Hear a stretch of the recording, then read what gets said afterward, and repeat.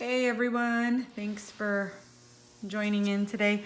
But I wanted to show you guys a quick little tutorial what you can use with a chocolate covered Oreo or even a cupcake topper that you can use. Like I mentioned before, my videos are not going to be very extravagant, no editing or anything like that, just because I don't have the time for that. But this is just a little bit of fondant and I colored it pink. And this is a chocolate covered Oreo mold, but there's no Oreo in it because I didn't have any at the time. But you can see that this here is just a block of chocolate pretty much at this point. And it does have the little specks in there that you can see is because there was a little bit of water in there. So what I'm gonna start with is fondant. I'm gonna roll out my fondant.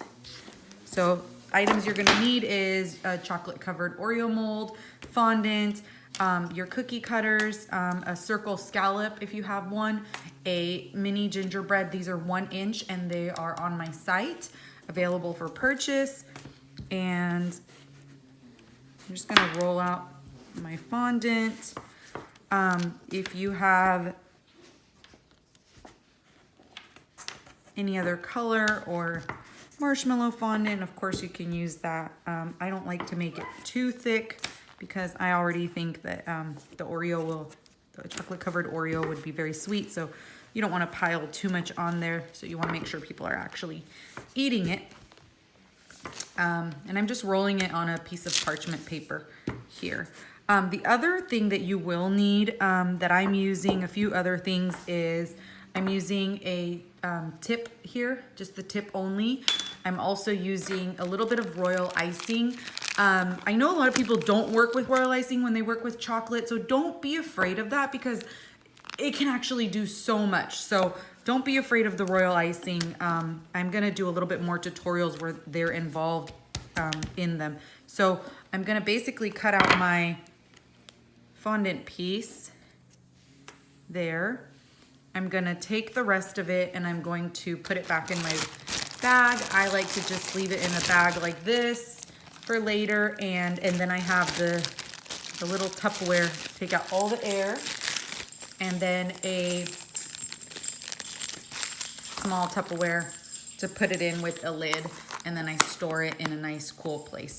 So now I've got my little scallop here, and I'm basically gonna take the tip.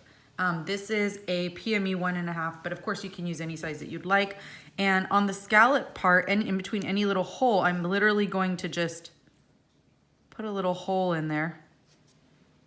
And I'm not doing it to remove, the inside. I'm just gonna do it to make a little pattern on there.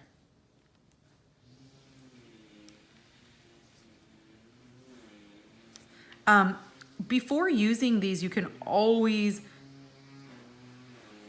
let them dry on a sheet. I personally, it doesn't matter. This is just for show, but see how they're still really soft? But you can lay these out on a sheet and then let them dry just overnight, and then you're ready to pop them on. So you can make these well in advance. If you're making Oreos and stuff like that, you can make these well in advance. So there's my little, and you can use a little bit of edible glue, chocolate, whatever you want to seal the bottom. I didn't put anything on there just for show purposes, but you can definitely, because it's still a little wet, it'll probably just stick perfectly fine on there. So now I'm gonna move on to my little gingerbread. And I made some brown. Again, I only bought white and then I just dyed the color to my preference. If your fondant is a little sticky, you can go ahead and add a little bit of powdered sugar, not too much, but just a little bit of powdered sugar, or you can roll in between the parchment paper also. So there's really no wrong way. You can cut your guy as thick or as thin as you want. I like to press on it and give it a little shake there. And then I've got my little guy out there. And you can use a little spatula or whatever you like. Nobody's eating this Oreo. This is just for show. And you can kind of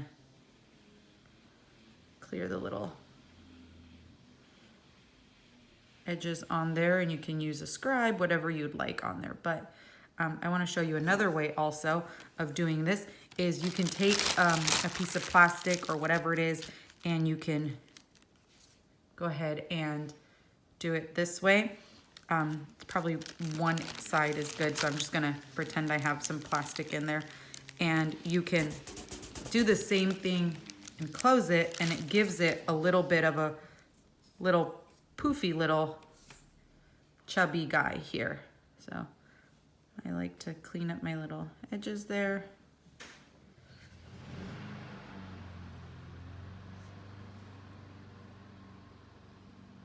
So it's totally your preference what you like on this little guy. I think he's a little too chubby for my liking right now, but if you wanted him to be a little chubby guy or a little flat guy, you have that option to put the little chubby guy, and that creates, this is created by using the plastic in between or just your little guy like this. So the next thing that I'm gonna do is I'm gonna go ahead and put my little face and stuff. Now this is very detailed.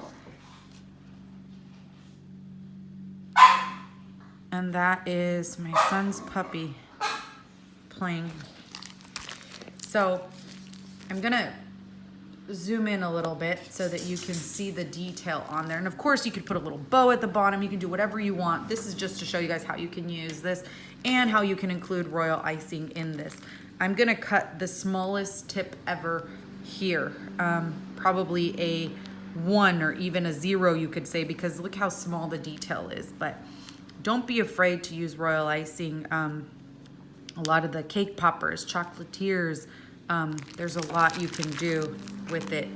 The templates, you can use a lot of the templates and make stuff in advance, avoiding having to use mold after mold after mold. So I'm just gonna give it a little, see where I'm at with this.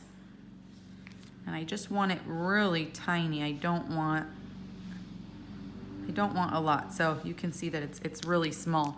So all I'm doing is I am going to, now I can't seal this right now. I definitely need this to wait because the royal icing does take, a small detail like this could be a few hours.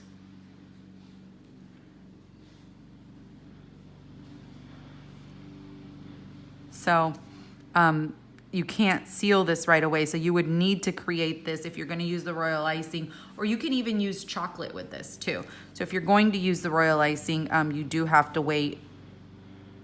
I would ideally give it a few hours for these small details to dry completely.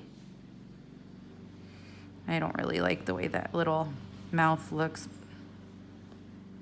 But you could make this so far in advance so that you're not running around, you know, trying to prep for this. But all this stuff could be made far in advance.